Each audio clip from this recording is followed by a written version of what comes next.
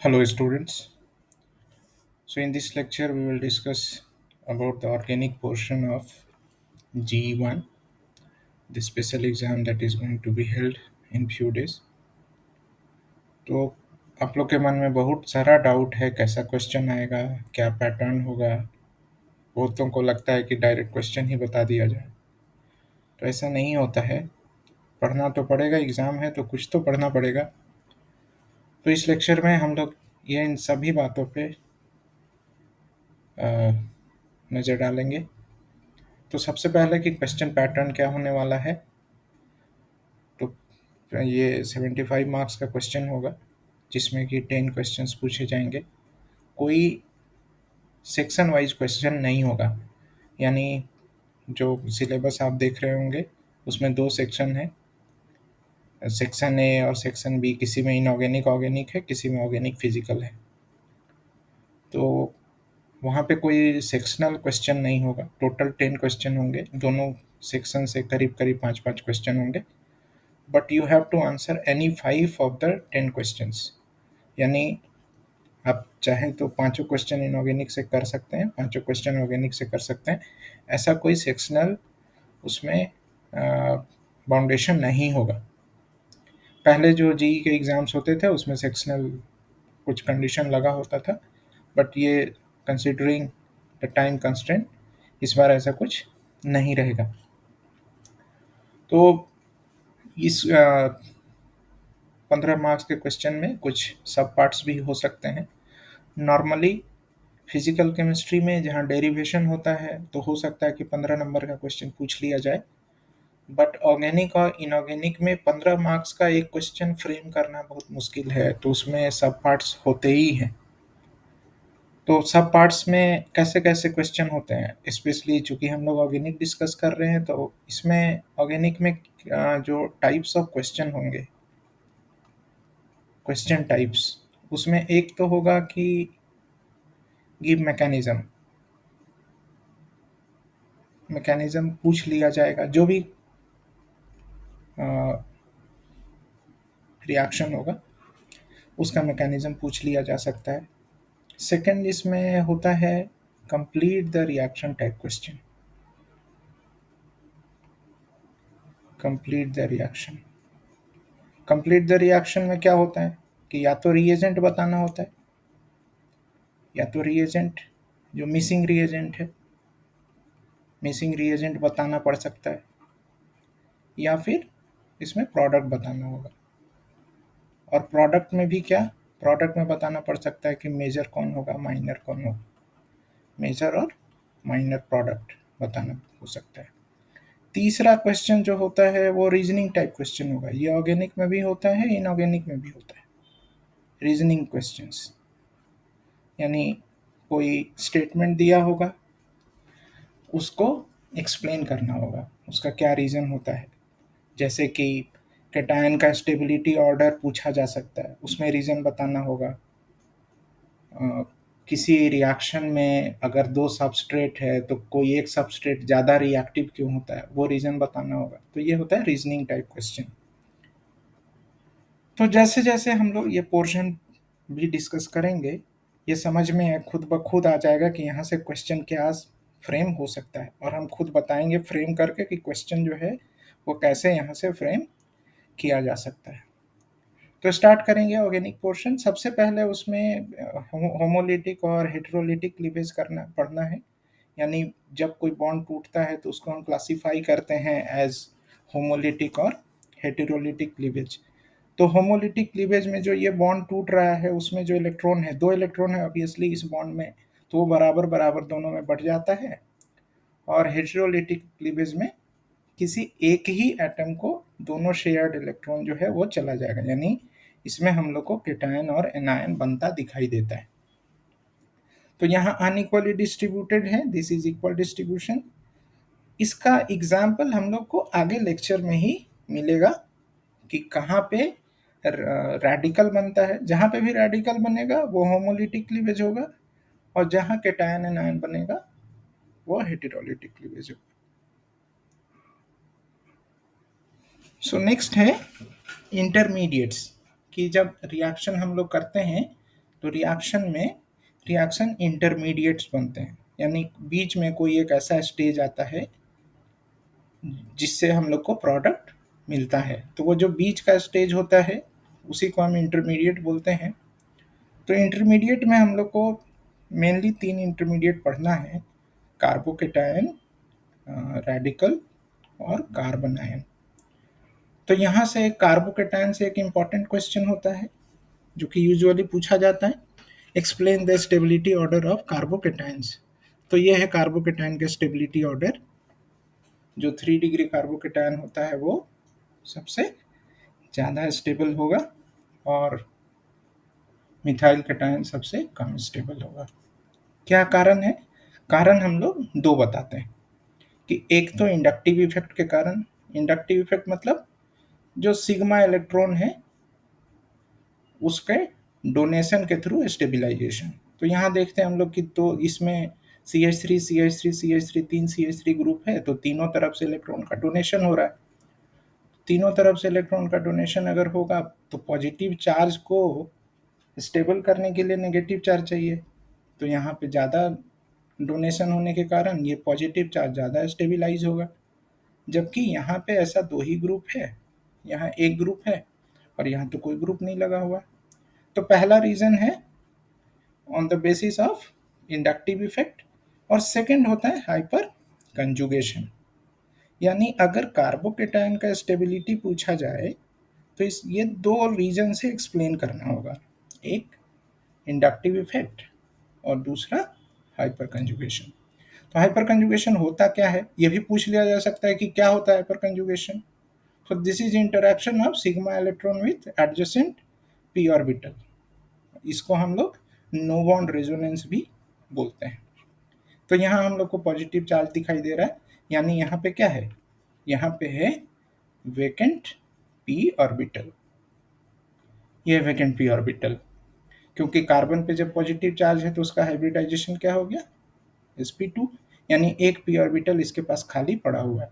तो इसका P orbital और ये यहाँ का सिग्मा इलेक्ट्रॉन ये मिलके क्या बना लेता है, एक पाई बॉन्ड बना लेगा और H प्लस रिलीज हो जाता है। चूंकि यहाँ पे कोई बॉन्ड नहीं है, ये H प्लस जो है विदाउट बॉन्ड इसके साथ अटैच्ड है, इसलिए हम इसको नो बॉन्ड रेजोनेंस भी बोलते हैं। अब यहाँ पे कितना ऐसे हाइड्रोजन का नंबर है, यहाँ पे ऐसा नंबर है 3, तो हम 3 ऐसा स्ट्रक्चर लिख सकते हैं। तो जितना ज़्यादा ऐसा CH3 ग्रुप होगा उतना ही ज़्यादा हाइपर कंजुगेशन होगा। तो हम यहाँ पे देख पा रहे हैं कि ये जो नंबर नीचे में 9 लिखा हुआ है, ये 9 क्या लिखा हुआ है कि ये तीनों CH3 से 3 3 6 और 3 9 एडिशनल स्ट्रक्चर हम बना सकते हैं। तो ये दोनों फैक्टर्स के कारण 3 डिग्री कार्बोकेटायन सबसे ज़्यादा स्टेबल है। तो ये क्वेश्चन हो गया। सेकेंड, केटायन पे एक और क्वेश्चन आ सकता है, that is give reason for higher stability of benzyl and allyl cation. तो अगर हम लोग देखते हैं ओवरऑल स्टेबिलिटी, तो 3 degree cation is more stable then 2 degree, वो तो हम लोग ऊपर में देखे ही।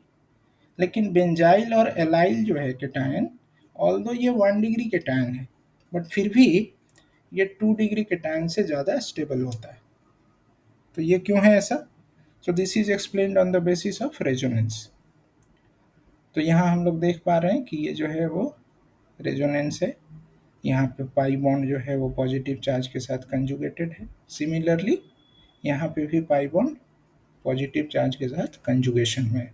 तो ये रेजोनेटिंग स्ट्रक्चर बना के हम एक्सप्लेन कर सकते हैं कि पॉजिटिव चार्ज जो है वो डीलोकलाइज हो रहा है। जब पॉजिटिव चार्ज डीलोकलाइज होता है यानी वो डिस्पर्स हो रहा है, तो कोई भी जब चार्ज डिस्पर्स होता है तो उससे स्टेबिलिटी गेन करता है ion. So this is the reason. Second intermediate है फ्री रेडिकल।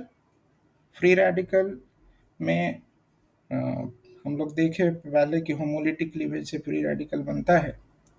फ्री रेडिकल का स्टेबिलिटी ऑर्डर जो होगा वो कार्बोकेटायन के जैसा ही होता है, यानी 3 degree, 2 degree, 1 degree and methyl radical. Reasons जो हैं वो रीजन्स क्या है, reason same as above. Reason जहाँ पे बस पॉजिटिव चार्ज है उसको गायब कर देना है, वहां पे लगा देना है एक डॉट, सेम एज अबव। ठीक है। देन है कार्बन आयन। कार्बन आयन जो होगा वो हेटेरोलिटिक, कोई भी आयन जो है वो हेटेरोलिटिक क्लीवेज से ही बनता है। तो कार्बन पे अगर नेगेटिव चार्ज होता है तो वो कार्बन आयन है। तो यहाँ पे ये मिथाइल कार्बन आयन है, 1 डिग्री, 2 डिग्री, 3 डिग्री। अब यहाँ पे क्या हो रहा है, ये CH3 ग्रुप जो है वो इलेक्ट्रॉन डोनेटिंग ग्रुप है। तो कोई नेगेटिव चार्ज से पहले से ही परेशान था, उसको CH3 और डोनेट करके और परेशानी तो कर रहा है। तो अगर नेगेटिव चार्ज है तो यहाँ पे ये स्टेबिलाईज कैसे होता है, बाई इलेक्ट्रॉन विड्रॉवल। लेकिन यहाँ क्या हो रहा है, उल्टा हो रहा है, इसको तो और इलेक्ट्रॉन दिया जा रहा है, तो ये क्या हो जाएगा, वो ज़्यादा अनस्टेबल होगा। तो ये सबसे ज़्यादा अनस्टेबल है because of 3+I group which destabilise the negative charge. तो यहाँ सबसे ज़्यादा स्टेबल कौन है, यहाँ पे मिथाइल कार्बन है जिसमें किसी तरह का कोई डोनेशन नहीं है।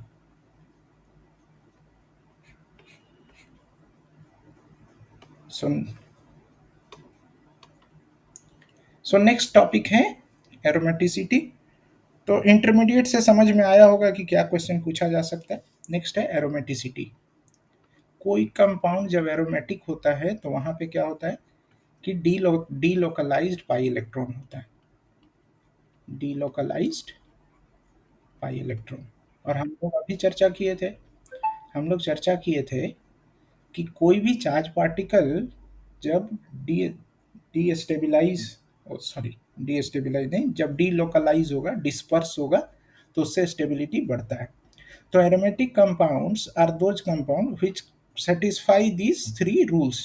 They are a special type of compounds because they have delocalized pi electron and they are highly stable due to resonance energy. यानी कोई कंपाउंड सपोज इस एनर्जी लेवल पे था, इस एनर्जी लेवल पे था, बट ड्यू टू डीलोकलाइजेशन वो इतना एनर्जी गेन कर, इतना एनर्जी लूज करके वो यहाँ पे पहुँच गया। तो aromatic compounds are unusually stable because of delocalisation of pi electron. तो किसी भी कंपाउंड को एरोमेटिक होने के लिए ये 3 शर्त पूरा करने का ज़रूरत है कि उसको प्लानर होना होता है, वो साइक्लिक होगा, और उसमें टोटल जो डीलोकलाइज्ड इलेक्ट्रॉन का नंबर होगा वो 4n+2 होगा। अब 4n+2 में n का नंबर क्या हो सकता है, 0 हो सकता है, 1, 2, 3 या 4। तो n का नंबर अगर हम यहाँ 0 रखेंगे तो 4 × 0 + 2 होगा, यानी 2 इलेक्ट्रॉन। तो 2 पाई इलेक्ट्रॉन वाला सिस्टम भी एरोमेटिक हो सकता है। फिर n का नंबर जब 1 रखेंगे तो 4 × 1 + 2 यानी टोटल 6 पाई इलेक्ट्रॉन होगा।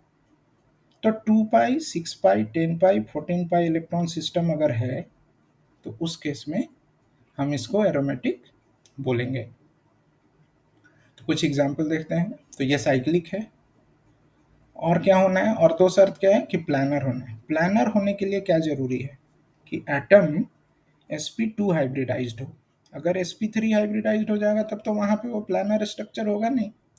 तो यहाँ हम लोग को क्या दिखाई दे रहा है कि ये जो कार्बन है जिसपे कोई पाई बॉन्ड नहीं है, तो ये sp3 हाइब्रिड है। तो sp3 हाइब्रिड है तो फिर ये ओवरऑल मॉलिक्यूल प्लानर नहीं है। तो प्लानर नहीं है तो फिर ऑल्दो इसके पास 2 पाई इलेक्ट्रॉन है, फिर भी ये क्या होगा, ये एरोमेटिक नहीं होगा, तो ये कैंसिल हो गया। लेकिन अगर इस कार्बन पे पॉजिटिव चार्ज आ गया, तो पॉजिटिव चार्ज आते ही ये कार्बन क्या हो गया, sp2 हाइब्रिड हो गया। तो क्या यहाँ डीलोकलाइजेशन है, क्या हम यहाँ पे डीलोकलाइजेशन देख रहे हैं। तो देखो ये है पॉजिटिव चार्ज, इस पाई बॉन्ड को यहाँ हम मूव करा सकते हैं ना, मूव करा के ऐसा स्ट्रक्चर बना सकते हैं। तो पॉजिटिव चार्ज यहाँ आ गया, और एक रेजोनेटिंग स्ट्रक्चर बना सकते हैं। पाई बॉन्ड को और एक बार हम मूव करा दें, तो और एक बार मूव करा देंगे तो अब ये यहाँ आ जाएगा, पॉजिटिव चार्ज यहाँ आ जाएगा। तो यहाँ पे क्या है, पाई इलेक्ट्रॉन डीलोकलाइज हो रहा है। क्यों डीलोकलाइज हो रहा है, क्योंकि ये सारे कार्बन जो हैं वो sp2 हाइब्रिड हैं। यहाँ पे प्लानरिटी आ गया है, तो तीनों कंडीशन सेटिस्फाई हो गया कि ये साइक्लिक स्ट्रक्चर है और प्लानर है और इसमें जो पाई इलेक्ट्रॉन का नंबर है वो 2 है, तो फिर ये क्या हो गया, ये एरोमेटिक हो गया। तो यहाँ पे क्या है, ये प्लानर है, साइक्लिक है, लेकिन जो थर्ड कंडीशन है कि नंबर ऑफ पाई इलेक्ट्रॉन कितना होना चाहिए, 2, 6, 10, 14 ऐसा, लेकिन इसके पास तो 4 है, तो फिर ये क्या होगा, ये एरोमेटिक नहीं होगा। ये तो बेंजीन है, बेंजीन सब लोग जानते हैं कि बेंजीन जो है वो एरोमेटिक होता है, तो बेंजीन एरोमेटिक है। देन पिरिडीन, पिरिडीन में यहाँ पे नाइट्रोजन से कंफ्यूज नहीं होना है, ये नाइट्रोजन का जो लोन पेयर है वो रेजोनेंस में पार्टिसिपेट नहीं करता, ये तीनों पाई बॉन्ड ही रेजोनेंस में पार्टिसिपेट करते हैं, तो ये क्या है, ये भी एरोमेटिक है। यहाँ पे देखो, अब ये दोनों बहुत कंफ्यूजिंग है, इसलिए इसको एग्जाम्पल में कंसिडर किए हैं और ये एग्जाम में पूछा भी जाता है नॉर्मली। जब हम बोल रहे हैं कि नॉर्मली एग्जाम में पूछा जाता है तो ये अपने आप में एक इम्पॉर्टेंट क्वेश्चन है।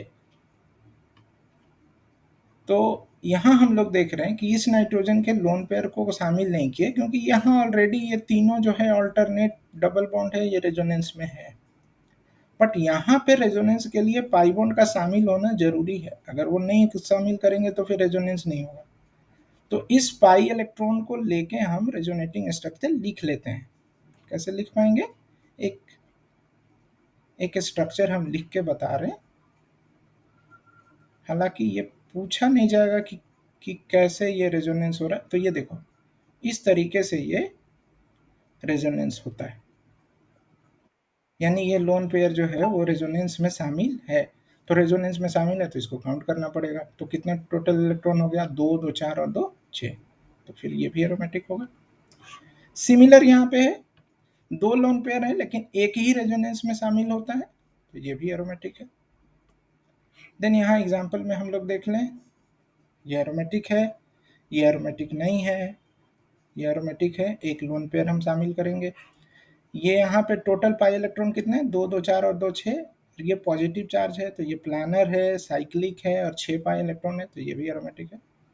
ये भी है कि ये जो पाई यहाँ पे जो है ये नेगेटिव चार्ज, ये रेजोनेंस में शामिल हो जाएगा ऐसे, ये रेजोनेंस में ऐसे शामिल हो जाएगा, तो फिर पाई इलेक्ट्रॉन का नंबर कितना हो गया, 2, 2, 4 और 2, 6, तो ये भी सारे कंडीशन को सेटिस्फाई कर रहा है, ये भी एरोमेटिक होगा। तो ये एक एरोमेटिसिटी का क्वेश्चन हो सकता है।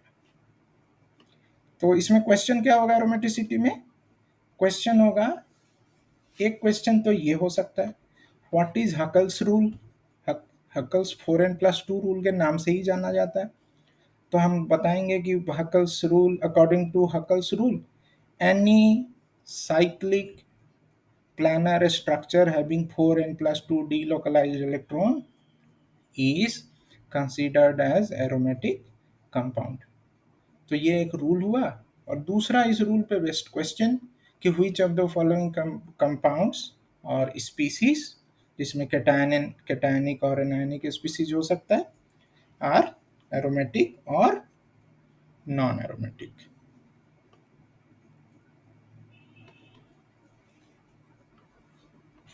सो नेक्स्ट है स्टीरियो केमिस्ट्री। अच्छा, अभी स्टीरियो केमिस्ट्री को हम लोग छोड़ दे रहे हैं, अगर लेक्चर बहुत लंबा नहीं हुआ तो इस पे हम लोग आएंगे, अदरवाइज इसको भी हम छोड़ दे रहे हैं क्योंकि ये खुद अपने आप में थोड़ा लंबा टॉपिक है। अगर समय रहा तो हम इस पे अलग से वीडियो बना देंगे, बट यहाँ से 1-2 नंबर का क्वेश्चन आता है कॉन्फ़िगरेशन से, अभी हम लोग उसको छोड़ रहे हैं। नेक्स्ट हम लोग मूव करते हैं प्रिपरेशन पार्ट पे। प्रिपरेशन, सारे फंक्शनल ग्रुप में प्रिपरेशन जो होता है वो इम्पोर्टेंट होता है, क्यों, क्योंकि यहाँ से क्वेश्चन पूछ लिया जाता है। क्या क्वेश्चन पूछ लिया जाता है, give any two method, give any two method for the preparation of, for the preparation of. अब कोई यहाँ पे ये देखे, कुछ पूछ लिया जाएगा कि यहाँ पे कुछ मॉलिक्यूल का नाम दे दिया जाएगा और पूछ लिया जाएगा कि इसका बताओ प्रिपरेशन, और इसको थोड़ा सा और अलग क्वेश्चन बनाने के लिए क्या पूछा जा सकता है, give any two method for the preparation of कोई compound from, suppose preparation of X from Y कर दिया जाए, तो ये थोड़ा सा और अलग डिफिकल्टी लेवल का क्वेश्चन हो गया। तो यहाँ से ऑर्गेनिक में इस तरीके का क्वेश्चन तो आता ही है। जैसे यहाँ से पूछ लिया जाएगा कि अल्कीन से हम अल्केन कैसे बनाते हैं, या अल्काइन से हम अल्केन कैसे बनाते हैं। तो क्वेश्चन ऑर्गेनिक में खुद फ्रेम करना आना चाहिए कि इससे क्या क्वेश्चन पूछा जाएगा। तो हम एल्कीन या अल्काइन को जब कैटालिटिक रिडक्शन करते हैं, यहाँ पे क्या करना है, इसको हम क्या बोलते हैं, कैटालिटिक रिडक्शन।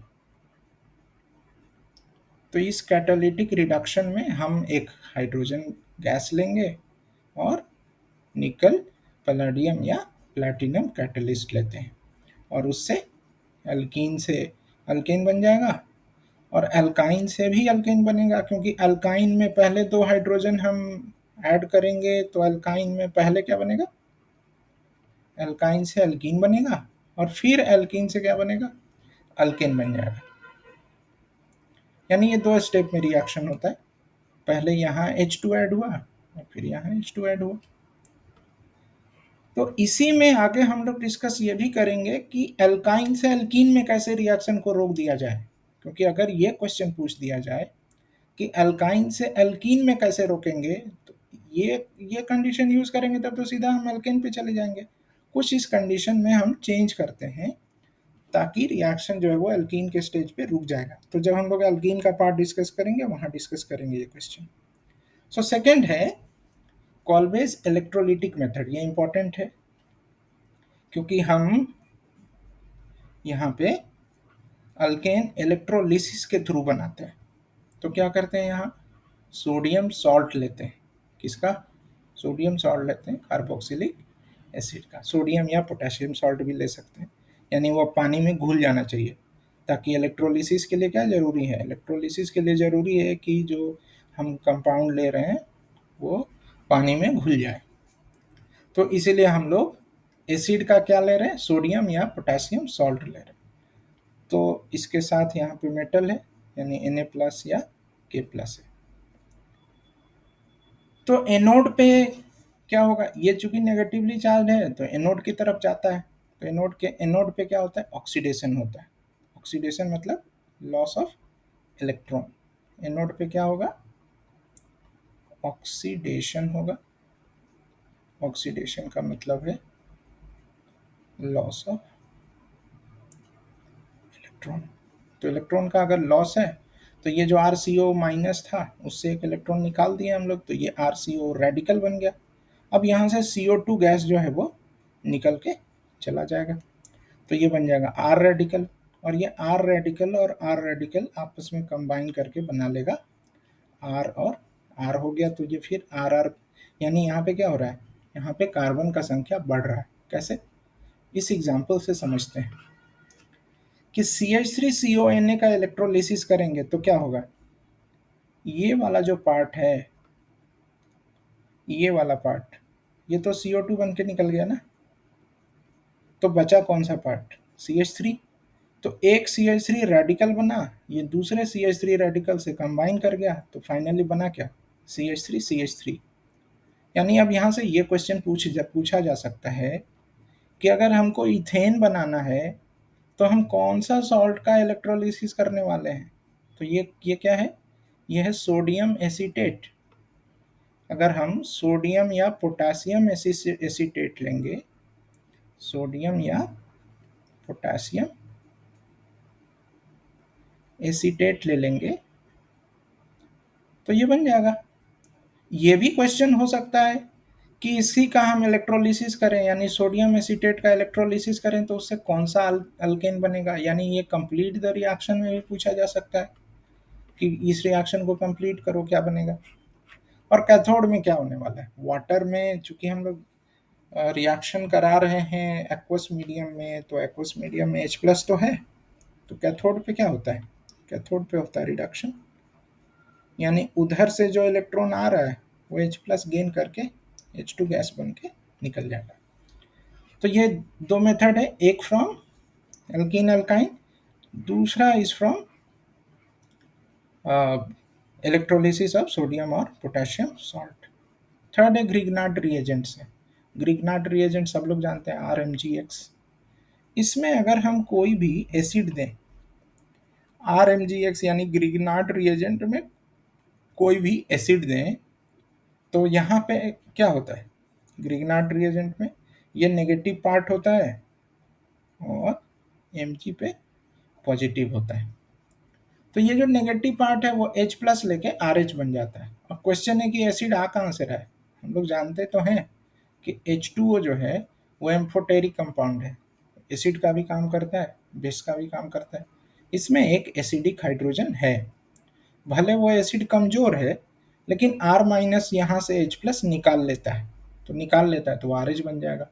सिमिलरली अल्कोहल में भी ये एसिडिक H है, तो वो निकाल लेगा R माइनस, तो वो बन जाएगा RH। तो हम ग्रिग्नार्ड रिएजेंट से एल्केन बना सकते हैं, लेकिन ये किसी काम का रिएक्शन नहीं है, क्योंकि ग्रिग्नार्ड रिएजेंट बहुत एक्सपेंसिव है। एक एक्सपेंसिव कंपाउंड को यूज करके हम ये बकवास सा अल्केन बनाने क्यों जाएंगे, क्योंकि अल्केन जो है इसमें कोई फंक्शनल ग्रुप नहीं है। तो कोई फंक्शनल ग्रुप नहीं है तो अल्केन्स हमारे किसी काम का जनरली ऑर्गेनिक केमिस्ट्री लैब में नहीं होता। तो अल्केन्स का इस्तेमाल तो हम लोग सॉल्वेंट ये सब में करते हैं, तो ये कुछ खास काम का रिएक्शन नहीं है, सिंथेटिक यूज उसका नहीं है। देन है रिएक्शंस ऑफ अल्केन, ये बहुत इंपॉर्टेंट है क्योंकि यहाँ पे रेडिकल बनता है, तो ये रेडिकल मैकेनिज्म फॉलो होता है, ये बहुत इंपॉर्टेंट है। पूछा जाता है कि अल्केन का हेलोजेंस के साथ कैसे रिएक्शन होगा। तो ये एक एग्जाम्पल है फ्री रेडिकल सब्स्टिट्यूशन का, कि जब हम अल्केन को लाइट के प्रेजेंस में हेलोजन से ट्रीट करते हैं तो इसमें इस तरीके का सब्स्टिट्यूशन होता है कि पहले एक सब्स्टिट्यूशन होगा, फिर दूसरा होगा, तीसरा होगा, चौथा होगा।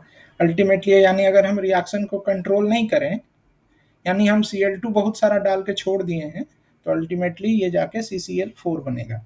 या अगर हम कोई दूसरा कंपाउंड लेते, जैसे कि अगर हम C2H6 लेंगे यानी इथेन, तो इससे सबसे पहले क्या बनेगा, इससे सबसे पहले बनेगा C2H5Cl, लेकिन ये फर्दर और भी सब्स्टिट्यूशन प्रोडक्ट दे सकता है, जैसे कि C2H4Cl2, और इसके बाद भी ये और सब्स्टिट्यूट हो सकता है।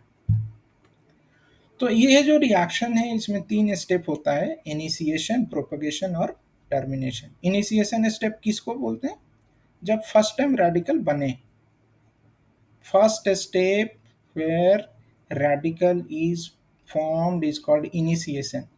प्रोपगेशन किसको बोलते हैं, तुम लोग ये खुद से नोट्स में लिख लेना। प्रोपगेशन वो स्टेप होता है जब एक रेडिकल दूसरे रेडिकल को जन्म देता है और खुद न्यूट्रल मॉलिक्यूल में कन्वर्ट हो जाता है। और टर्मिनेशन में क्या होगा, दो रेडिकल कंबाइन करते हैं, यानी दो रेडिकल आपस में मिलके न्यूट्रल मॉलिक्यूल में कन्वर्ट हो जाता है, न्यूट्रल मॉलिक्यूल में कन्वर्ट हो गया, उसको हम टर्मिनेशन बोलते हैं। तो यहाँ देखो, क्लोरीन का जो बॉन्ड है Cl बॉन्ड वो टूट गया, और फिर वो Cl बॉन्ड CH4 से एक H निकाला, HCl बना। अब ये CH3 फिर से Cl2 के साथ यहाँ पे देखो क्या हो रहा है, एक रेडिकल जो है दूसरे रेडिकल को जन्म दे रहा है, तो ये प्रोपगेशन स्टेप है। टर्मिनेशन में क्या होगा, दो रेडिकल आपस में मिल गया, तो यहाँ दो रेडिकल मिला तो CH3Cl बना, Cl रेडिकल मिला तो Cl2 बना, और CH3 रेडिकल मिला तो CH3। अब क्वेश्चन है कि देखो यहाँ हम लोग शुरू क्या किए, शुरू किए CH4 से, लेकिन बना क्या, दो कार्बन का कंपाउंड यानी इथेन। क्वेश्चन पूछ लिया जाएगा कि इथेन क्यों बनता है क्लोरीनेशन में, तो इस मैकेनिज्म से ये पता चल रहा है कि जो CH3 radical when they combine in chain termination step, then it results into formation of ethane. ठीक है, तो ये इंपॉर्टेंट है, मार्क कर लेंगे। देन है वुड्स रिएक्शन, ये बहुत सिंपल सा रिएक्शन है, तुम लोग को अभी तक याद होगा, ये 5 साल 10 साल बाद भी याद रहने वाला रिएक्शन है, कि जब हम RX को सोडियम के प्रेजेंस में ड्राई ईथर सॉल्वेंट होता है, क्योंकि पानी नहीं ले सकते ना सॉल्वेंट, क्योंकि ये सोडियम जो है वो आग लग जाएगा। तो यहाँ हम क्या लेते हैं, ड्राई ईथर लेते हैं। ड्राई ईथर में आर एक्स घुल भी जाता है, तो आर एक्स सोडियम और ड्राई ईथर, तो यहाँ से क्या होगा, आर और आर कंबाइन कर जाता है और यहाँ से साथ में क्या बन जाता है, साथ में NaX बनेगा। तो इस एग्जाम्पल से समझ सकते हैं। इतना ही सपोज एग्जाम में दिया हुआ है, मान लो इतना गायब कर दें, तो ये तो बना ही दोगे ना कि CH3CH2Br अगर है तो Na के प्रेजेंस में ये याद आएगा कि ये वुड्स रिएक्शन है, तो CH3CH2 और एक लाख के इसके साथ जोड़ देना है, तो प्रोडक्ट क्या बनेगा, CH3CH2 CH2CH3, ये प्रोडक्ट हो जाएगा। तो अल्केन में हम लोग समझे कि क्या है उसका प्रिपरेशन का तरीका और क्या है उसका रिएक्शन। नेक्स्ट हम लोग देखेंगे एल्कीन। तो एल्कीन बनाने का क्या तरीका है, हम अल्काइल हैलाइड से एलिमिनेशन रिएक्शन के थ्रू बनाते हैं। एलिमिनेशन में क्या होता है, एक छोटा मॉलिक्यूल एक बड़े मॉलिक्यूल से बाहर जाता है, यानी यहाँ पे कौन बाहर जा रहा है, यहाँ पे जा रहा है बाहर HX। ये देखो इस तरीके से हम कुछ लिखते हैं कि ये जो बेस हम लोग लेते हैं वो बेस जो है वो H को निकालता है और X माइनस निकलता है और HX निकल जाएगा और यहाँ पे बगल, यहाँ पे क्या हो जाएगा, बदले में एक पाई बॉन्ड बन जाएगा। So and this reaction is called dehydrohalogenation. Question पूछा जा सकता है व्हाट इज डीहाइड्रोहेलोजेनेशन। डीहाइड्रोहेलोजेनेशन खुद अपने आप डिस्क्राइब करता है। डी मतलब रिमूवल, किसका रिमूवल, हाइड्रो और हेलोजन, यानी हाइड्रोजन और हेलोजन का जो रिमूवल है दैट इज डीहाइड्रोहेलोजेनेशन। इसका रिवर्स क्या होता है, हाइड्रोहेलोजेनेशन, यानी अगर हम इस अल्कीन में HX ऐड करेंगे तो ये बन जाएगा। ये दोनों जो है वो उल्टा रिएक्शन है। अल्काइल हैलाइड में डीहाइड्रोहेलोजेनेशन कराते हैं तो एल्कीन बनता है, और एल्कीन में हाइड्रोहेलोजेनेशन कराएंगे यानी HX ऐड कर देंगे, ये देखो, तो ये वापस से ये बन जाएगा। ठीक है, तो ये वापस में जब बनता है तो हम लोग मार्कोनिकॉप्स रूल पढ़ेंगे। मार्कोनिकॉप्स रूल ये सिंपल इतना जस्ट रिवर्स नहीं है, वहाँ पे थोड़ा सा मैकेनिज्म हम लोग देखेंगे कि क्या चेंज हो जाता है, जस्ट ये एग्जैक्ट रिवर्स नहीं बनेगा। तो मार्कोनी कॉप्स इम्पॉर्टेंट है, आगे हम लोग अभी डिस्कस करने वाले हैं, बहुत इम्पोर्टेंट होगा एग्जाम के लिए। तो इस एग्जाम्पल को समझो, जहां पे हेलोजन अटैच्ड है वो है अल्फा कार्बन, और उसके दोनों तरफ, अगर एक ही तरफ है तब तो मार्क करेंगे एक ही तरफ बीटा, यहाँ पे दोनों तरफ है तो दोनों तरफ बीटा मार्क कर लो। अब ये यहाँ से भी हट सकता है, यानी डबल बॉन्ड यहाँ भी बन सकता है, इधर भी बन सकता है। इस कार्बन से अगर हाइड्रोजन हटा तो यहाँ डबल बॉन्ड बना, इस कार्बन से अगर हाइड्रोजन हटा तो यहाँ डबल बॉन्ड बना। तो ये देखो ये दो पॉसिबिलिटी है। अब उसमें एक मेजर होता है और एक माइनर होता है। हम शुरुआत में बताए कि मेजर माइनर का क्वेश्चन ऑर्गेनिक केमिस्ट्री में पूछा जाता है। तो क्यों होता है ये मेजर, तो that is explained on the basis of Saytzeff rule. Important है, एग्जाम के पॉइंट ऑफ व्यू से पूछा जाता है कि क्या है सेट्जेफ रूल। तो हम बताएंगे कि during elimination reaction more alkylated alkene is the major product. More alkylated का मीनिंग क्या है, जहां पे डबल बॉन्ड से ज्यादा एल्काइल ग्रुप लगा हो तो वो ज्यादा स्टेबल होता है। जैसे यहाँ देखो, कैसे जानेंगे कि ज्यादा एल्काइल ग्रुप लगा हुआ है, तो बहुत सिंपल तरीका है, जहां पे डबल बॉन्ड है उसको ऐसे मार्क करो, यहाँ पे डबल बॉन्ड है तो इसको ऐसे मार्क किया। अब इधर कितना, एक CH3 ग्रुप इधर लगा हुआ है, एक अल्काइल ग्रुप इधर लगा हुआ है, यानी यहाँ पे कितना अल्काइल ग्रुप हो गया, दो अल्काइल हो गया ना। और इस तरफ यहाँ डबल बॉन्ड को ऐसे मार्क करो, कितना अल्काइल ग्रुप, यही तो बाहर आया है बस, तो यहाँ पे तो एक ही है। तो ज्यादा अल्काइलेटेड कौन है, फिर ज्यादा अल्काइलेटेड ये है। तो जब भी हम ऐसा एलिमिनेशन रिएक्शन कराएंगे तो काम यही करना है कि अल्फा और बीटा मार्क करना है और फिर उस तरफ से हटा देना है जिधर से डबल बॉन्ड ज़्यादा अल्काइलेटेड होगा, and this is called Saytzeff rule. इस क्वेश्चन में देखो, फिर से वही काम करना है, ये अल्फा और ये बीटा, ये भी बीटा, हटा दो। तो हटाओगे तो देखोगे क्या है, यहाँ पे ये जो डबल बॉन्ड है इसको ऐसे घेर लो, एक तरफ लगा हुआ फिनाइल ग्रुप, एक तरफ लगा हुआ मिथाइल ग्रुप, जबकि यहाँ पे क्या है, यहाँ पे तो एक ही तरफ ग्रुप लगा हुआ है ना, तो फिर ये क्या होगा, ये मेजर हो जाएगा, ये माइनर हो जाएगा। इसका और भी एक रीजन है कि यहाँ पे जो है इस रिंग में क्या होता है, इस रिंग में है डबल बॉन्ड, ये ऐसा डबल बॉन्ड ना, तो यहाँ पे ये जो डबल बॉन्ड है ये कंजुगेटेड है, conjugated double bonds are more stable, तो उस कारण से भी ये मेजर प्रोडक्ट होगा। सो एक यहाँ पे हम लोग एक मार्कोनिकॉप्स रूल मार्क किए हैं जो अभी आगे पढ़ेंगे। देन सेकेंड इंपॉर्टेंट रूल जो है यहाँ सेटजेफ रूल है, इसको हम लोग जेटसेप भी बोलते हैं, हो सकता है कि ऐसा लिखा हुआ मिले सेटजेफ या जेटसेप्स रूल, एक ही बात है, दोनों में सेम चीज लिखना है। देन है डिहाइड्रेशन ऑफ अल्कोहल, अल्कोहल को जब हम एसिड के साथ हीट कर देते हैं तो क्या होता है, उससे भी एल्कीन बनता है। यहाँ पे एक मैकेनिज्म बेस्ड क्वेश्चन है, हो सकता है ये मैकेनिज्म पूछा जाए ये बोल के कि give the mechanism of dehydration of alcohol. बहुत कम ही क्वेश्चन है जहाँ मैकेनिज्म पूछा जा सकता है, उसमें से ये एक है। यहाँ से पूछा जा सकता है कि डिहाइड्रेशन ऑफ अल्कोहल बताओ मैकेनिज्म के थ्रू। तो ये बहुत सिंपल है कि यहाँ पे H प्लस अटैक करने वाला है, H प्लस तो एसिड है ना, तो वो कहाँ अटैक करेगा, बेस पे। बेस कहाँ, बेस किसको हम लोग बोलते हैं, जहाँ लोन पेयर होता है, तो ये बेस है, H प्लस वहाँ है, अटैक करने वाला है।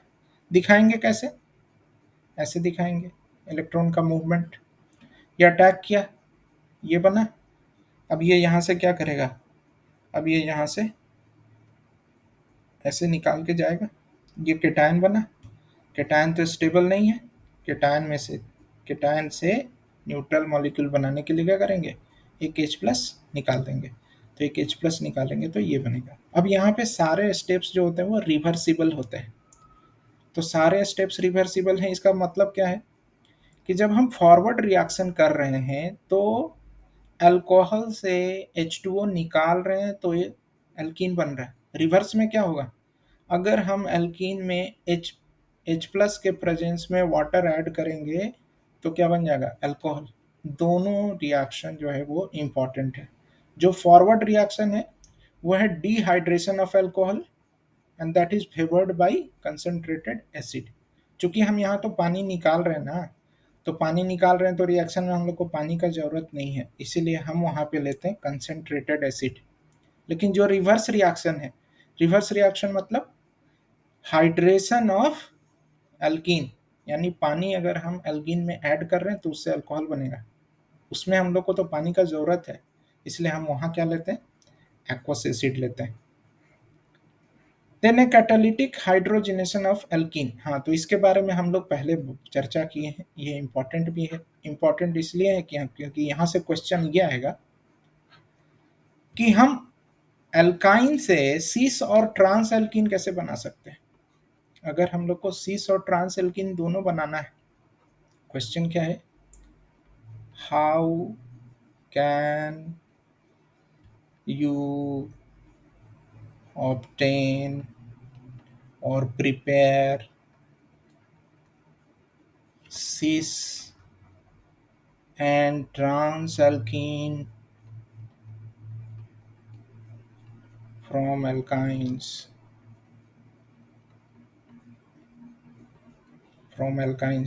तो देखो ये दो तरीका बताया जा रहा है यहाँ। अगर हम कैटालिटिक रिडक्शन करें, एक कैटलिस्ट ले रहे हैं पैलेडियम, तो पैलेडियम कैटलिस्ट के साथ हम लोग क्या पढ़े कि एल्काइन जो है वो पहले एल्कीन में बदलता है और फिर एल्कीन जो है वो अल्केन में चला जाता है। लेकिन हम साथ में और क्या ले रहे हैं, साथ में हम लोग ले रहे हैं बेरियम सल्फेट, और ये बेरियम सल्फेट का बहुत इंपॉर्टेंट रोल है। क्या रोल है, it acts as poison to the catalyst. Poison देने का मतलब क्या है कि किसी को इनएक्टिव कर देना, यानी पैलेडियम का जो एक्टिविटी है, कैटालिटिक एक्टिविटी, उसको ये कम कर देता है। तो ये कैटलिस्ट एल्काइन के साथ तो काम करता है, लेकिन एल्काइन से जो एल्कीन बनेगा उसके साथ काम नहीं करेगा, यानी रिएक्शन जो है वो क्या होगा, रुक जाएगा। एल्काइन के साथ तो वो कैटलिस्ट का काम करके एल्कीन तक पहुंचा दिया, लेकिन एल्कीन में पाई बॉन्ड का संख्या कम हो गया ना। एल्काइन में 2 पाई बॉन्ड था, एल्कीन में तो एक ही पाई बॉन्ड है। एल्कीन से फर्दर ये अल्केन में जाने से बचा देगा। कौन बचा दे रहा है? ये BaSO4 जो हम लोग ले रहे हैं। तो इसके कारण से एल्कीन पे रुक जाएगा। अब सेकंड क्वेश्चन है कि ठीक है एल्कीन पे तो रुक गया, लेकिन सिस एल्कीन ही क्यों बना? तो देखो कैटलिस्ट में ये जो हाइड्रोजन गैस है वो जाके ऐसे अटैच होता है। तो जब हाइड्रोजन ऐसे अटैच होगा तो इस ट्रिपल बॉन्ड में जब कभी भी ये लगेगा तो एक ही साइड से लगेगा ना। तो एक साइड से अगर लगेगा तो दोनों हाइड्रोजन जो है फाइनली अल्कीन में किधर रहेगा? प्लेन के एक ही साइड में रहेगा। और प्लेन के एक साइड में जब रहता है तो फिर उसको हम सीस अल्कीन बोलते हैं। तो जब हम पैलाडियम और BaSO4 के साथ रिएक्शन कराएंगे तो उस केस में बनेगा सीस अल्कीन। और सेकंड है बर्च रिडक्शन। अगर हम एल्काइन को सोडियम और लिक्विड अमोनिया के साथ ट्रीट करते हैं, ये भी कंप्लीट द रिएक्शन में आ सकता है क्वेश्चन कि दिया हुआ एल्काइन और उसके साथ ये रिएजेंट दिया हुआ है और प्रोडक्ट लिखना है। तो प्रोडक्ट वो ये जो है कंडीशन याद होना चाहिए कि अगर पैलेडियम BaSO4 है तो सीस एल्कीन, और अगर सोडियम लिक्विड अमोनिया है तो उस केस में ट्रांस एल्कीन। तो यहाँ से ये हम लोग पार्ट खत्म कर लिए कि अल्काइन से कैसे हम लोग बनाते हैं एल्कीन। सो नेक्स्ट है रिएक्शन ऑफ एल्कीन। ये बहुत ही इंपॉर्टेंट है। क्यों? क्योंकि यहाँ हम लोग पढ़ेंगे मार्कोनी-कॉप्स रूल। ऑर्गेनिक केमिस्ट का जो है बिना मार्कोनी-कॉप्स का नाम लिए शायद जो है कोई सेमेस्टर बीतता नहीं है, और कोई सेमेस्टर क्या कोई वीक नहीं बीतता है मार्कोनी-कॉप्स का नाम लिए बिना। ये इतना इंपॉर्टेंट है। तो यहाँ देखो होता क्या है कि हम एल्कीन, चलो पहले रिएक्शन देख लें। एल्कीन में हम HX का एडिशन करते हैं। अब HX का एडिशन दो तरीके से कर सकते हैं ना। ऐसे कर सकते हैं कि हम H को यहाँ दें और X को यहाँ दें, या दूसरा तरीका क्या हो सकता है कि X को यहाँ दें और H को यहाँ दें। अगर ये दो तरीका है तो फिर दो प्रोडक्ट बनेगा। तो इन दोनों में से जो ज़्यादा प्रोडक्ट बनता है वो ये वाला बनता है कि हाइड्रोजन उस कार्बन पे चला गया जहाँ पहले से ज़्यादा हाइड्रोजन है, और X उस कार्बन पे गया जहाँ पे पहले से कम हाइड्रोजन है। यहाँ पे देखो, इसको अगर अभी हम लोग मिटा दें तो यहाँ पे क्या है, यहाँ पे हाइड्रोजन का नंबर ज़्यादा है, यहाँ पे हाइड्रोजन का नंबर कम है। हाइड्रोजन कहाँ जाता है? जहाँ पे हाइड्रोजन पहले से ज़्यादा है। यही है मार्कोनी-कॉप्स रूल। तो ड्यूरिंग अब इसी को लिख देना है। HX में जो HX को देखो, HX को जब हम लोग आयनाइज करेंगे तो क्या मिलेगा? H प्लस और X माइनस।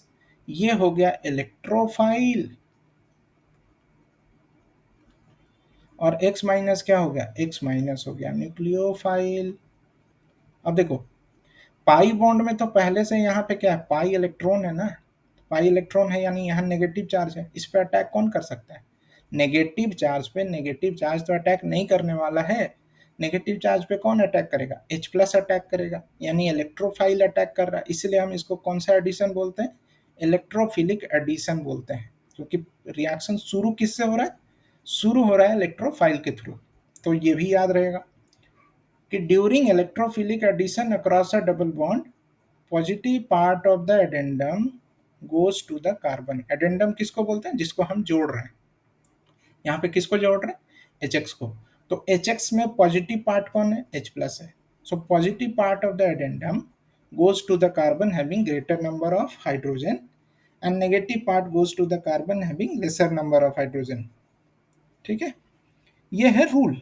अब ये रूल ऑब्वियस है कि कोई भी रूल जब बनता है तो उसका जो है कुछ एक्सप्लेनेशन होना चाहिए। तो इस रूल का एक्सप्लेनेशन क्या है? देखो,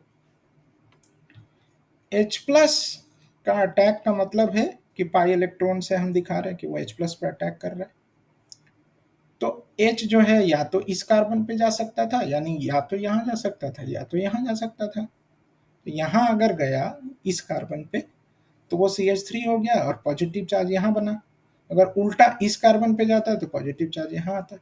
अभी हम लोग कुछ देर पहले पढ़े कि 2 डिग्री के टायन 1 डिग्री के टायन से ज़्यादा स्टेबल होता है, यानी ये जो है वो क्या है, ये है मोर स्टेबल और ये है लेस स्टेबल। तो जो ज़्यादा स्टेबल है इंटरमीडिएट, वहाँ से प्रोडक्ट ज़्यादा बनेगा। तो x माइनस इस पे अटैक किया तो x देखो यहाँ आ गया, x माइनस इस पे अगर अटैक करता तो ये x यहाँ आता। तो ये जो मार्कोनी-कॉप्स रूल है, it is a direct consequence of higher stability of one of the intermediate. ये जो दो इंटरमीडिएट है उसमें से एक इंटरमीडिएट ज़्यादा स्टेबल होता है, इसीलिए मार्कोनी-कॉप्स रूल फॉलो होता है। लेकिन अब इसमें एक समस्या है। क्या समस्या है? कि जब भी कार्बोकैटायन बनता है तो उसमें रीअरेंजमेंट का चांस होता है, क्योंकि कार्बोकैटायन बहुत नोटोरियस है। उसको मौका मिलेगा तो वो ज़्यादा स्टेबल कार्बोकैटायन में रीअरेंज हो जाता है। कैसे? तो एक एग्जांपल हम लोग देखते हैं। ये बहुत फेमस एग्जांपल है, हर रीअरेंजमेंट के एक्सरसाइज में ये क्वेश्चन को जरूर कराया जाता है।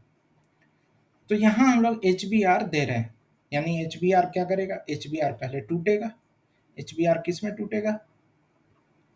H प्लस और Br माइनस में। यानी हम यहाँ पे HBr का एडिशन कराने वाले हैं इस डबल बॉन्ड पे।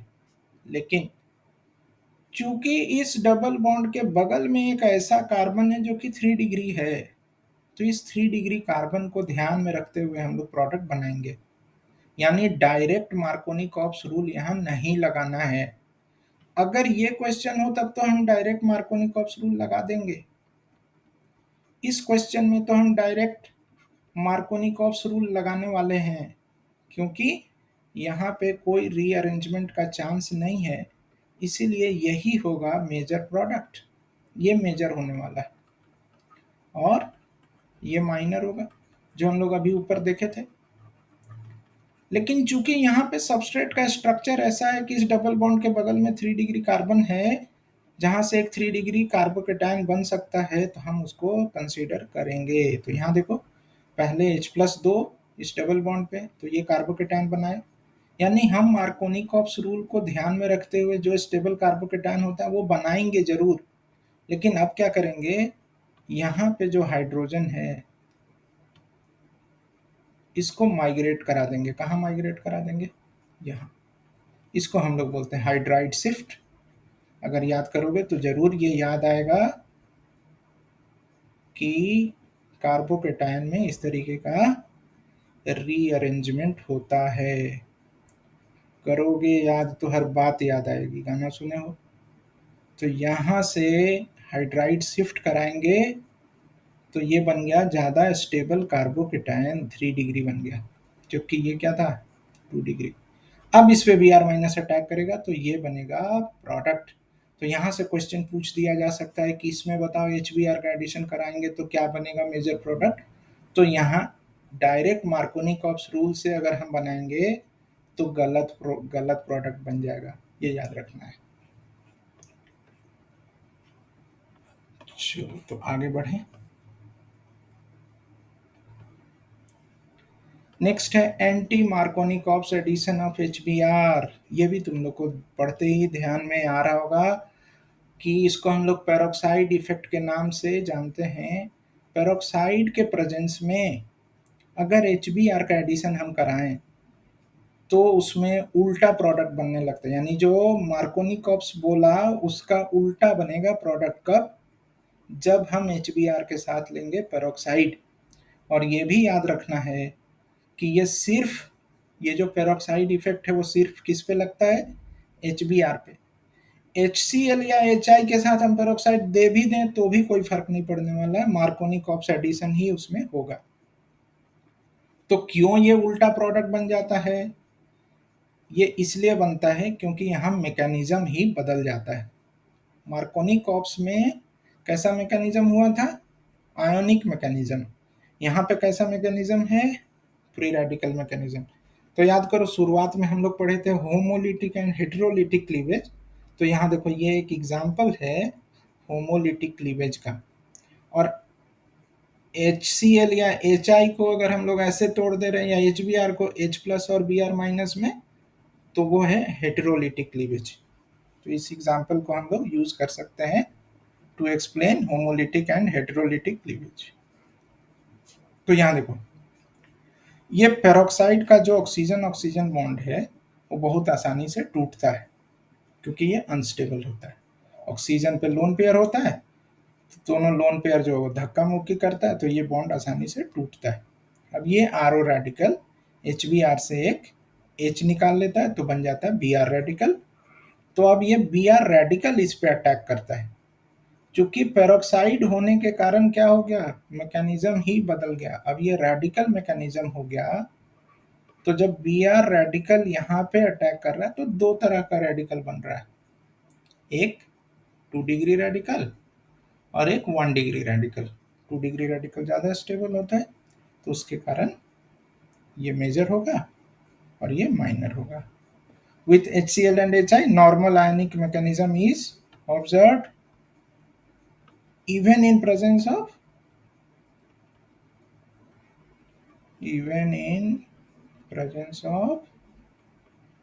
peroxide। तो क्या बात समझ में आया? मार्कोनी कॉप्स एडिशन जब होगा तो उसमें कौन सा मैकेनिज्म लगा? आयनिक मैकेनिज्म, यानी वहाँ आयन बना था। और एंटी मार्कोनी कॉप्स जब हो गया तो वहाँ पे हो गया रेडिकल मैकेनिज्म। तो इसके कारण से जो है वो प्रोडक्ट बदल जाता है और ये सिर्फ HBr में होता है। ये बार बार हम रिपीट कर रहे हैं। नेक्स्ट है एल्कीन का रिएक्शन KMnO4 के साथ। ये कंप्लीट द रिएक्शन में बहुत फेमस क्वेश्चन है। ऐसा दे दिया जाएगा, ऐसा दे दिया जाएगा कि बताओ KMnO4 और OH माइनस के साथ क्या बनेगा। तो क्या करना है? कुछ करना नहीं है, यहाँ पे लगा देना है एक OH और यहाँ पे भी लगा देना है एक OH। यही है प्रोडक्ट। यानी यहाँ पे क्या हो जाता है, यहाँ पे फॉर्मेशन होता है एक डायोल का। क्या बन रहा है ये? डायोल। दो दो OH है ना, OH के लिए हम लोग ओल यूज करते हैं, तो ये बन गया डायोल। और ये दोनों OH जो आता है वो प्लेन के सेम साइड से आता है, इसलिए हम उसको क्या बोलते हैं? Syn diol. सीन मतलब प्लेन के सेम साइड से, एंटी डायोल का मतलब दोनों OH जो होगा वो प्लेन के अपोजिट साइड में होगा। तो यहाँ देखो ये है। अब इसमें कुछ, चूंकि हम लोग थोड़ा वो पार्ट स्किप किए हैं जो स्टीरियो केमिस्ट्री वाला पार्ट है, थोड़ा मुश्किल हो सकता है तुम लोग को, लेकिन इसको रट जाना है। अब ये रटना क्या है कि जब सिस आइसोमर होता है, ये अल्कीन तो दिख रहा है ना कि ये सिस है, दोनों CH3 सेम साइड में। सिस ट्रांस निकालने का तरीका, ये क्वेश्चन हो सकता है कि सिस ट्रांस पूछ लिया जाए चूंकि अल्कीन है सिलेबस में। तो देखो बहुत सिंपल सा रूल होता है कि दोनों कार्बन जिसके बीच में डबल बॉन्ड है उसको आइडेंटिफाई करना है और उसमें देखना है कि जो पहला एटम है उसका एटॉमिक नंबर कितना है। तो कार्बन का एटॉमिक नंबर हाई है हाइड्रोजन के एटॉमिक नंबर से, इसलिए इसको प्रायोरिटी दिए हम 1 और हाइड्रोजन को प्रायोरिटी दिए 2। अब इस कार्बन पे आ गए, इस कार्बन पे भी एक कार्बन से अटैचमेंट है और एक हाइड्रोजन से। कार्बन का एटॉमिक नंबर ज़्यादा है तो इसको दिए 1, इसको दिए 2। अब ये 1 और 1 जो है वो सेम साइड में है। ये प्लेन है ना, यहाँ से एक प्लेन कंसीडर करो, तो इस प्लेन के सेम साइड में दोनों CH3 है, तो ये सिस आइसोमर है। यहाँ पे देखो क्या हुआ, इस CH3 को प्रायोरिटी दिए 1, हाइड्रोजन को 2, यहाँ पे CH3 को प्रायोरिटी 1, हाइड्रोजन को 2। ये दोनों जो सेम प्रायोरिटी वाला ग्रुप है, यहाँ पे जो प्लेन है, इस प्लेन को कंसीडर कर लो, ऐसा प्लेन है, ये एक प्लेन है। तो इस प्लेन के देखो क्या है, ये CH3 जो है यानी सेम प्रायोरिटी वाला ग्रुप जो है वो अपोजिट साइड में है, इसीलिए ये क्या है, ये ट्रांस है। तो ये सिंस ट्रांस निकालने का तरीका। तो सिस आइसोमर में जब सिन डायोल बनाएंगे हम लोग KMnO4 और OH माइनस, यानी इसको हम लोग मिला के बोलते हैं अल्कलाइन KMnO4 या बेसिक KMnO4 सॉल्यूशन। तो इस केस में जो कंपाउंड बनता है ये ऑप्टिकली इनएक्टिव हो जाता है, क्योंकि यहाँ पे हम लोग देखेंगे कि एक प्लेन ऑफ सिमेट्री है, दोनों हिस्सा क्या है, एक जैसा दिखाई दे रहा है ना, इसका इमेज दिख रहा है नीचे की तरफ, यानी यहाँ पे प्लेन ऑफ सिमेट्री है। तो जब सिस आइसोमर हम लेंगे ऐसा, तो उसमें जो कंपाउंड बनता है वो मीसोफॉर्म बनता है। और अगर ट्रांस लेंगे तो उस केस में OH जो होगा वो क्या होगा, दोनों अपोजिट साइड में होगा। और इसका एक मिरर इमेज ले लो। ये मिरर इमेज कैसे बनाओगे, एक मिरर यहाँ पे ऐसे खड़ा करना, ये ऐसे मिरर एक ले लो, ये एक मिरर है, तो इसका मिरर इमेज क्या होगा, बहुत आसान है ना, जो CH3 ऊपर है उसको तो ऊपर ही रखने दो, यहाँ पे ऐसे ही रहने दो। H का इमेज तो इधर ही बनेगा, मिरर के जो नज़दीक रहता है वो नज़दीक बनता है उसका इमेज, और जो दूर होता है वो दूर। तो ये है मिरर के नज़दीक वाला हिस्सा, मिरर के सामने हाइड्रोजन था ना, दूर कौन था मिरर से, OH, तो मिरर से दूर OH इधर गया, यहाँ पे OH है, तो ये दूसरा कंपाउंड है, यानी ये दो कंपाउंड बनेगा, ये दोनों क्या बनेगा, एक दूसरे का मिरर इमेज है, इसलिए इसको हम लोग बोलते हैं रेसमिक मिक्सचर। तो देखो यहाँ से क्वेश्चन क्या पूछा जाएगा, इसमें तो बहुत आसान था ना, क्योंकि यहाँ पे कोई सिस ट्रांस आइसोमर है ही नहीं। सिस ट्रांस आइसोमर होने के लिए जरूरी क्या होता है, इस बात को पहले समझ लें तो आगे बढ़ेंगे। यहाँ पे देखो ये जो हाइड्रोजन है, ये दोनों ग्रुप सेम हो गया ना, ये दोनों ग्रुप अगर सेम हो गया है तो फिर यहाँ तो कोई ज्योमेट्रिकल आइसोमर है ही नहीं, यानी सिस ट्रांस का यहाँ झगड़ा ही खत्म, इसमें सिस ट्रांस पॉसिबल नहीं है क्योंकि ये दोनों ग्रुप सेम हो गया। तो यहाँ पे सीन और ट्रांस का चक्कर नहीं है, लेकिन यहाँ पे तो सिस और ट्रांस आइसोमर बन सकता है इस कंपाउंड में। तो यहाँ देखना पड़ेगा कि कैसा कंपाउंड है। अगर सिस दिया हुआ रहेगा तो उसमें बनाना मीजोफॉर्म, यानी ये जो ऑप्टिकली इनएक्टिव फॉर्म होता है उसको हम लोग मीजोफॉर्म बोलते हैं। और अगर ट्रांस आइसोमर दिया हुआ रहेगा तो उस केस में बनाना रेसमिक मिक्सचर ऐसा।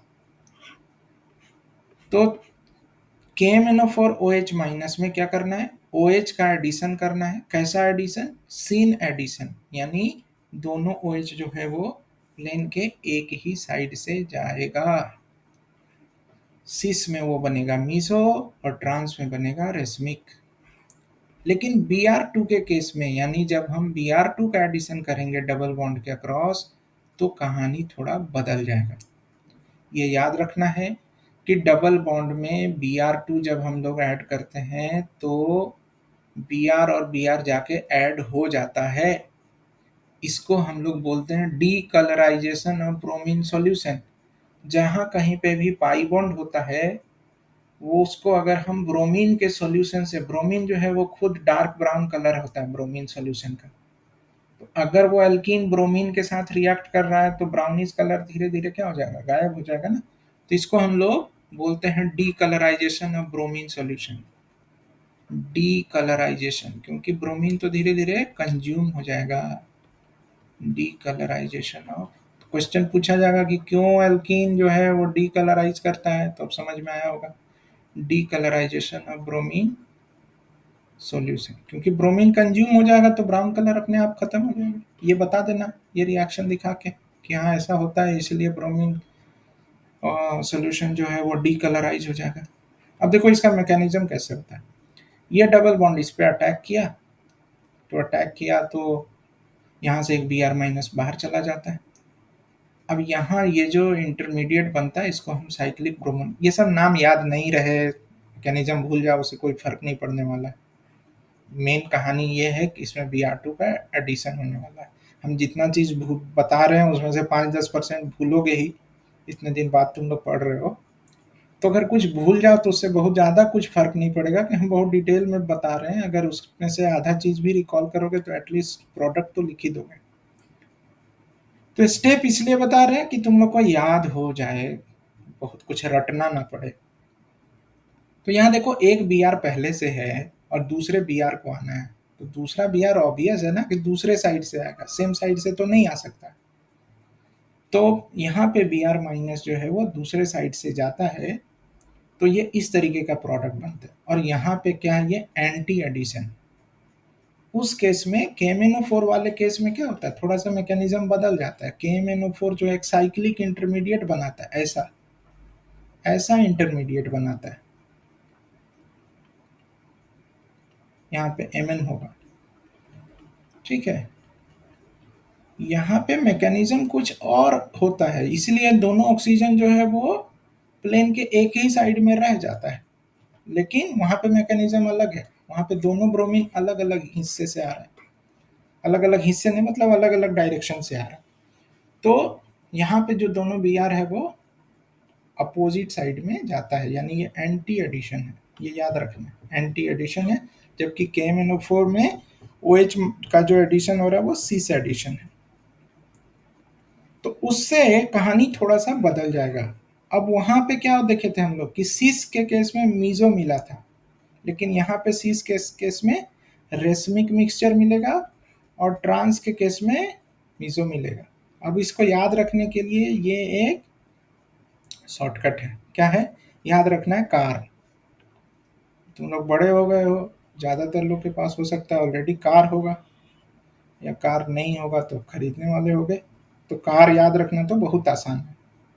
कार में C for cis, A for anti addition and R for racemic mixture. इसमें से जब भी हम बदलेंगे तो किसी दो को बदलेंगे, यानी अगर हम सिस को करेंगे तो ट्रांस करेंगे, तो अगर एक को बदल दिए तो दूसरा भी बदलना पड़ेगा। तो देखो, अगर ए को हम ए ही रहने दिए तो आर जो है वो एम हो जाएगा, यानी ट्रांस कंपाउंड अगर है उसमें एंटी एडिशन होगा तो मीजो फॉर्म बनेगा। इसका उल्टा क्या है कि सी को हम सी ही रहने दिए तो दोनों को बदलना पड़ेगा, ए को कर देंगे एस यानी सिन, और आर कर देंगे एम यानी मीजो। तो अगर कार याद रहेगा तो इसमें से दो को पलट देना है, तो दो को पलटना है तो यानी क्या क्या बना सकते हैं, बहुत सिंपल से, कि सी ए आर है यानी सिस कंपाउंड है अगर हमारा, उसमें हम एंटी एडिशन कराते हैं तो रेसमिक मिक्सचर बनता है। तो हम इसको अगर सिस से ट्रांस कर दें, ए को ए ही रहने दें, तो हमको यहाँ बदलना पड़ेगा, आर को क्या करना पड़ेगा, एम। अब यहाँ से देखो फिर से, सी को हम सी ही रहने दें लेकिन हम एडिशन कराएंगे सिन, तो आर को करेंगे एम। और देखो, और क्या कर सकते हैं कि सी को बदल के अगर हम टी कर दिए तो और किसी एक को ही बदल सकते हैं, दोनों को नहीं। अगर ए को हम सपोज एस कर दिए तो फिर आर को आर ही रखना पड़ेगा। तो इससे क्या पता चलेगा कि हमारा रिएक्शन कौन सा है, यानी जो सबस्ट्रेट होगा वो या तो सीस और ट्रांस होगा, ठीक है। सबस्ट्रेट जो होगा वो या तो सीस और ट्रांस होगा। हम रिएक्शन क्या कराएंगे, हम रिएक्शन इसमें या तो KMnO4 OH माइनस का कराने वाले हैं या तो हम Br2 का कराने वाले हैं। अगर KMnO4 OH माइनस का करा रहे हैं तो ये सीन एडिशन है, और Br2 का करा रहे हैं तो ये एंटी एडिशन है। तो प्रोडक्ट उस हिसाब से हम बना लेंगे अब कि वो क्या बनेगा, या तो रेसमिक मिक्सचर बनने वाला है, डिपेंडिंग ऑन कि दोनों में से कौन सा रिएक्शन दिया होगा। तो या तो रेसमिक बनेगा या मीजो बनेगा। तो इस रूल के हिसाब से बना देना कि रेसमिक बनेगा या मीजो बनेगा।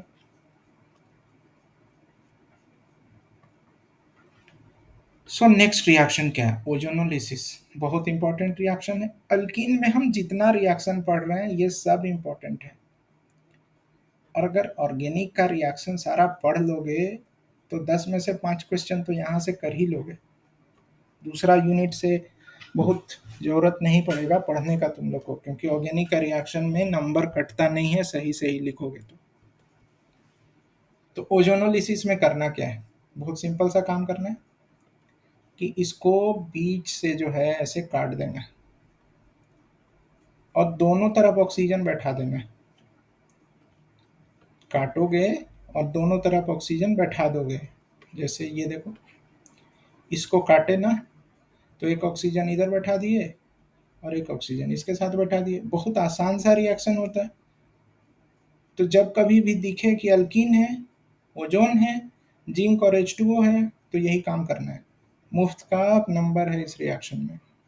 इस क्वेश्चन को देखो, अब कंप्लीट द रिएक्शन में ये क्वेश्चन तो आ ही सकता है कि ऐसा दे दिया जाए, तो यहाँ पे क्या करोगे? यहाँ से बनेगा एक CH3CHO और इधर से भी बनेगा CH3CHO, तो दोनों मिला के क्या हो गया? 2 मोल्स ऑफ CH3CHO। अब यहाँ देखो, इधर काटोगे तो इसके इसके ऊपर एक ऑक्सीजन बैठा दो और इसको काटोगे तो ये CH2 है ना, तो CH2 का मतलब क्या होगा? ये ऐसा है,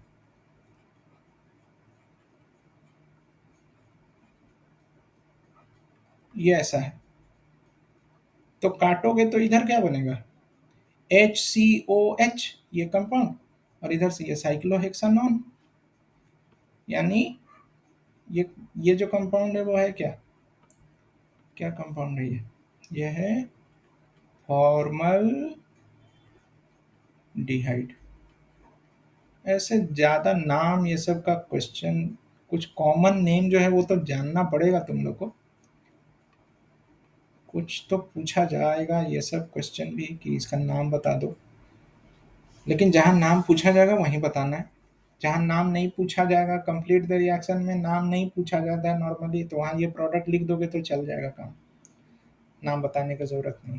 जैसे इसका नाम जानने का तुम लोग को ज़रूरत है ही नहीं। ये डबल बॉन्ड को काटो और दोनों तरफ ऑक्सीजन बैठाओ तो ये हो गया कंपाउंड। तो ये है ओजोनोलिसिस। देन है हाइड्रोबोरेशन ऑक्सीडेशन। दो इंपॉर्टेंट रिएक्शन है complete the reaction point of view से। ये रिएजेंट को पहचान लेना। हम लोग यूज़ करते हैं बोरेन और साथ में हाइड्रोजन पेरोक्साइड और OH माइनस। इसमें होता क्या है? Anti Markovnikov's addition of H2O। इसका मतलब है कि हमको इसमें पानी तो जोड़ना है, लेकिन पानी हम कैसे जोड़ेंगे? देखो, जब H यहाँ जोड़ेंगे और OH यहाँ जोड़ेंगे तो ये क्या हो जाएगा? ये मार्कोनिकॉप्स हो जाएगा, क्योंकि हाइड्रोजन को हम वहाँ भेज रहे हैं जहाँ पहले से ज़्यादा हाइड्रोजन है और OH को वहाँ भेज रहे हैं जहाँ पे कम हाइड्रोजन है, तो ये तो मार्कोनिकॉप्स हो गया। तो एंटी मार्कोनिकॉप्स इसका क्या हुआ कि इसको उल्टा कर दो, H को यहाँ भेज दो, OH को यहाँ भेज दो। तो यही काम होता है इसमें कि हम क्या करेंगे? H को यहाँ डालेंगे और OH को यहाँ। ये हुआ मार्कोनिकॉप्स और ये क्या हो गया? Anti Markovnikov's. Anti Markovnikov's addition बस करा देना। ये रिएजेंट पहचानना, लेकिन चूंकि इसके नाम से पता चलता है हाइड्रोबोरेशन और ऑक्सीडेशन। बोरेशन है, हाइड्रोबोरेशन है मतलब हाइड्रोजन और बोरोन हम सप्लाई करते हैं इन फॉर्म ऑफ B2H6, और ऑक्सीडेशन के लिए यूज करते हैं अल्कलाइन हाइड्रोजन पेरोक्साइड। नेक्स्ट है ऑक्सीमर्क्यूरेशन डीमर्क्यूरेशन। यहाँ हम मरकरी की मदद से हम एक पहले ऑक्सीमर्क्यूरेशन स्टेप कराते हैं और फिर मरकरी को हटा देते हैं। तो पहले स्टेप में हम यूज करते हैं मरकरी एसीटेट और वाटर, और सेकेंड स्टेप में हम यूज करते हैं NaBH4। चूंकि ये मार्कोनिकॉप्स एडिशन है तो मार्कोनिकॉप्स एडिशन तो याद रहेगा ना। यहाँ पे H जोड़ेंगे तो यहाँ OH जोड़ेंगे, तो ये प्रोडक्ट हुआ। ये इंपॉर्टेंट किसके लिए है? कंप्लीट द रिएक्शन के लिए इंपॉर्टेंट क्वेश्चन है। Complete the reaction. Then last है एल्काइंस। तो एल्काइंस में ये देखो, कार्बाइड तुम लोग नाम सुने होंगे, कैल्शियम कार्बाइड। कैल्शियम कार्बाइड हम लोग यूज करते हैं फल पकाने के लिए। तो ये CH2 और H2O उसमें ऐड करते हैं, हाइड्रोलिसिस होता है, बनता है C2H2, एसिटाइलिन। यही है एसिटाइलिन। ऑब्वियसली एसिटाइलिन जो है वो गैसियस फॉर्म में होता है, तो C2H2 यानी ये गैसियस फॉर्म में एसिटाइलिन बनता है। ये जो है क्या करता है, ये गर्म कर देता है फल को, इसलिए फल जो है वो जल्दी पकता है। एसिटाइलिन और हम लोग इथिलीन भी यूज करते हैं, इथिलीन गैस यूज करते हैं फल पकाने के लिए। सो नेक्स्ट है हायर अल्काइंस कैसे बनाएंगे, यानी एसिटाइलिन तो बनाने सीख गए। अब ये देखो, ये है एसिटाइलिन, इसमें ये जो हाइड्रोजन है वो एसिडिक होता है, एसिडिक हाइड्रोजन है, यानी कोई एसिडिक कंपाउंड जब मेटल से हम रिएक्ट कराते हैं तो उससे क्या बनता है, हाइड्रोजन गैस बन के बाहर हो जाता है ना। इसके साथ क्या बनेगा, हाइड्रोजन गैस, और ये खुद क्या बन गया, सॉल्ट। अब इसमें हम कराएंगे न्यूक्लियोफिलिक सब्सटीट्यूशन, ये देखो, ये एडिशन, ये जो है अटैक ऐसे किया सब्सटीट्यूशन में, सी माइनस अटैक किया, एक्स माइनस बाहर गया, तो ये एन एक्स बन के निकल गया। अब देखो क्या हो गया, एच सी तो था ही, उसमें हम एक आर जोड़ दिए, तो अल्काइन जो है वो हायर अल्काइन बन गया, यानी एसिटाइलिन से हम हायर अल्काइन बना लिए। और दूसरा तरीका क्या है कि हम क्या करें, डीहाइड्रोहेलोजिनेशन, यानी दो बार एच एक्स निकालेंगे। दो बार एच एक्स कैसे निकालेंगे, ये देखो, ये एक एच बी आर निकल जाए तो एक पाई बॉन्ड बन जाएगा, और दूसरा ये एच बी आर निकल जाए तो फिर से एक पाई बॉन्ड बन जाएगा, तो दो पाई बॉन्ड बन जाएगा दो एच बी आर के निकलने से, तो ये बन गया। विसिनल हैलाइड हम बोलते किसको हैं, जब दो बगल बगल कार्बन पे हेलोजन हो तो उसको हम विसिनल हैलाइड बोलते हैं, ऐसा। अरे, यहाँ पे भी हेलोजन हो और यहाँ पे भी हेलोजन हो, तो ये क्या है, विसिनल हैलाइड। तो विसिनल हैलाइड अगर हम लेंगे, उसके साथ क्या लेंगे हम, सोडा अमाइड, NaNH2 क्या है, सोडा अमाइड, उसके साथ हीट करेंगे। सोडा अमाइड एक बेस है, तो बेस के साथ हीट करेंगे तो बनेगा, दो बार एच एक्स निकल जाएगा, यानी एच बी आर बन जाएगा, दो पाई बॉन्ड। इंपॉर्टेंट प्रॉपर्टी क्या है कि ये जो टर्मिनल अल्काइन है, अब देखो क्वेश्चन पूछा जाएगा कि टर्मिनल अल्काइन और नॉन टर्मिनल अल्काइन में हम कैसे दोनों में डिस्टिंग्विश कर सकते हैं, हाउ टू डिस्टिंग्विश या how to differentiate between terminal and non terminal alkyne. तो यही है डिफरेंशिएट करने का तरीका, कि हम सोडियम से जब ट्रीट करेंगे तो टर्मिनल अल्काइन जिसमें ट्रिपल बॉन्ड किनारे वाले कार्बन पे है, तो उससे हाइड्रोजन गैस रिलीज होगा। और अगर नॉन टर्मिनल है, यानी ट्रिपल बॉन्ड जो है वो सबसे किनारे नहीं है, तो वो एसिडिक नहीं है, हाइड्रोजन ये सोडियम से ट्रीट करोगे तो हाइड्रोजन गैस रिलीज नहीं होगा। ब्रोमीन से ये भी, चूंकि यहाँ पाई बॉन्ड है, तो ब्रोमीन सॉल्यूशन से ये भी रिएक्ट करता है, यानी क्या होता है, डीकलराइज ब्रोमीन सॉल्यूशन।